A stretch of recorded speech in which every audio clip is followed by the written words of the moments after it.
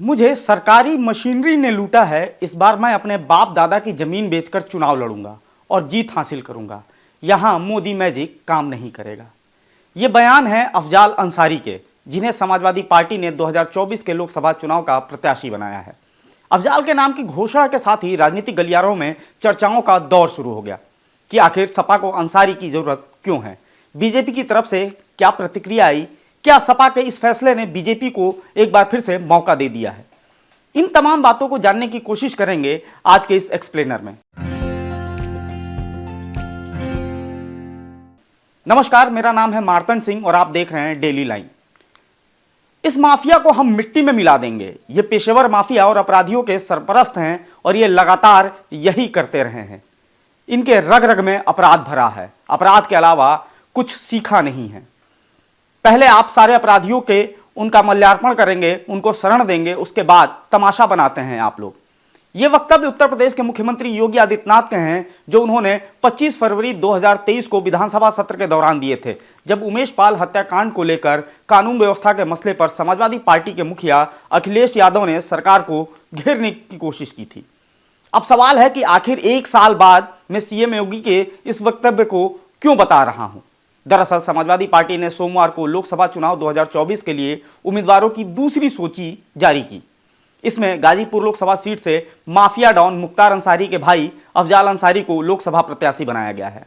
ऐसे में जाहिर तौर पर एक बार फिर समाजवादी पार्टी बीजेपी के निशाने पर आ गई है। दिलचस्प बात है कि ये वही अफजाल अंसारी हैं जिनकी आपराधिक छवि को लेकर अखिलेश यादव अपने पिता मुलायम सिंह यादव से भी भिड़ गए थे। जानकारी के लिए बता दें कि नवंबर 2016 में समाजवादी पार्टी के मजबूत किले गाजीपुर में सपा की रैली थी। इस रैली में अंसारी बंधुओं की राजनीतिक पार्टी कौमी एकता दल का भी सहयोग था। कौमी एकता दल सपा में अपना विलय कराना चाहती थी। 2017 में यूपी विधानसभा चुनाव को देखते हुए मुलायम सिंह यादव भी ऐसा चाह रहे थे। हालांकि तत्कालीन सीएम अखिलेश यादव ने इसका तीखा विरोध किया था।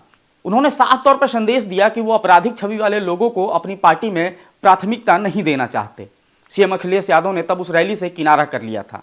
दरअसल गाजीपुर में 2012 के विधानसभा चुनाव में सपा को जिले की 6 में से 5 सीटें मिली थी। एक विधानसभा सीट पर कौमी एकता दल के सिकबतुल्ला अंसारी जीते थे। सिकबतुल्ला भी मुख्तार अंसारी के ही भाई हैं।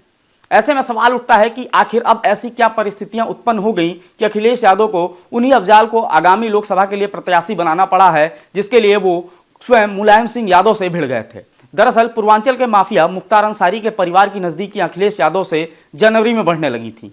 अखिलेश यादव अफजाल अंसारी की बेटी की शादी के समारोह में शामिल हुए थे। विवाह समारोह में पूर्व मंत्री दुर्गा प्रसाद यादव और पूर्व मंत्री अंबिका चौधरी भी अखिलेश यादव के साथ मौजूद थे। लखनऊ के एक होटल में अफजाल की बेटी का निकाह हुआ था। बात करें अगर पूर्वांचल की सियासत की, तो पूर्वांचल के जिलों खासतौर पर मऊ, गाजीपुर, आजमगढ़, वाराणसी, बलिया में अंसारी परिवार की खासी पकड़ है। लोकसभा सीटों के हिसाब से देखा जाए तो अंसारी परिवार का घोसी, वाराणसी और गाजीपुर सीट पर काफी अधिक दबदबा है। 2009 में वाराणसी सीट पर मुख्तार अंसारी को 1.85 लाख वोट मिले थे। 2014 में भी मुख्तार ने वाराणसी सीट से लड़ने का ऐलान किया था, लेकिन ऐन वक्त पर वो पीछे हट गए। मुख्तार 2014 में घोसी सीट पर चुनाव लड़ चुके हैं। उन्हें 1.66 लाख वोट मिले थे और वे तीसरे नंबर पर रहे थे। घोसी लोकसभा चुनाव में 4 सीटें मऊ की और 1 सीट बलिया की है। गाजीपुर सीट से 2019 में मुख्तार के भाई अफजाल ने जीत दर्ज की थी। अफजाल गाजीपुर सीट से 2004 से 2009 तक भी सांसद रह चुके हैं। 2019 में उन्होंने मोदी सरकार के मंत्री रहे मनोज सिन्हा को चुनाव हराया था। बलिया लोकसभा के अंदर मुख्तार परिवार का पारंपरिक मोहम्मदाबाद सीट आती है, इसलिए यहाँ के समीकरण तय करने में भी अंसारी परिवार महत्वपूर्ण भूमिका निभाता रहा है। कहीं ना कहीं अखिलेश यादव को लगता है कि पूर्वांचल में अंसारी परिवार की राजनीतिक पकड़ का फायदा उठाकर इस इलाके में बीजेपी की किलेबंदी को तोड़ा जा सकता है। अफजाल के राजनीतिक सफर की बात करें तो भारतीय कम्युनिस्ट पार्टी से सरजू पांडे सरीखे नेता के मार्गदर्शन में राजनीतिक करियर शुरू करने वाले अफजाल अंसारी 5 बार विधायक, 2 बार सांसद चुने गए और वो 1985 में मोहम्मदाबाद से पहली बार भारतीय कम्युनिस्ट पार्टी से विधायक बने। उसके बाद वर्ष 1996 तक लगातार 5 बार विधानसभा पहुंचते रहे। हालांकि वर्ष 2002 के विधानसभा चुनाव में अफजाल अंसारी चुनाव हार गए, लेकिन 2004 के लोकसभा चुनाव में उन्हें गाजीपुर संसदीय सीट से समाजवादी पार्टी ने टिकट दे दिया। इस चुनाव में अफजाल अंसारी ने भाजपा के खिलाफ जीत दर्ज की।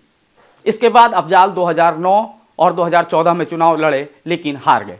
2019 में भाजपा के सांसद मनोज सिन्हा को हराकर लोकसभा में पहुंचे। 29 नवंबर 2005 को भाजपा विधायक कृष्णानंद राय की हत्या मामले में मुख्तार अंसारी के साथ अफजाल अंसारी को भी आरोपी बनाया गया। अफजाल अंसारी ने इस मामले में कोर्ट में समर्पण कर दिया। लगभग 2 वर्ष जेल में रहने के बाद वो जमानत पर भी बाहर आ गए। दूसरी बार 2019 के लोकसभा चुनाव में सपा बसपा गठबंधन के टिकट पर अफजाल अंसारी चुनाव लड़े। उन्होंने मनोज सिन्हा को 1,19,000 से अधिक मतों से पराजित किया। बसपा सांसद के रूप में वह लोकसभा पहुंचे, लेकिन दुर्भाग्य ने उनका पीछा नहीं छोड़ा। संसदीय कार्यकाल के अंतिम वर्ष में उन्हें गैंगस्टर के मुकदमे में 29 अप्रैल को एमपी एमएलए कोर्ट ने गैंगस्टर एक्ट के तहत मुख्तार अंसारी और अफजाल अंसारी को सजा सुनाई, जिसके बाद अफजाल अंसारी जिला कारागार में भेज दिए गए। हाईकोर्ट से जमानत मंजूर हो गई थी। इसके बाद वह 27 जून को बाहर आए और फिर सुप्रीम कोर्ट की शरण में चले गए, जहां से उन्हें उनकी लोकसभा सदस्यता बहाल कर दी गई। अब ऐसे में एक बार फिर बीजेपी का समाजवादी पार्टी पर हमलावर होना तय है। देखना दिलचस्प होगा कि चुनावी रैलियों में जब बीजेपी इस मुद्दे को उछालकर सपा को घेरेगी, तब समाजवादी पार्टी के मुखिया किस तरह इसका जवाब देंगे।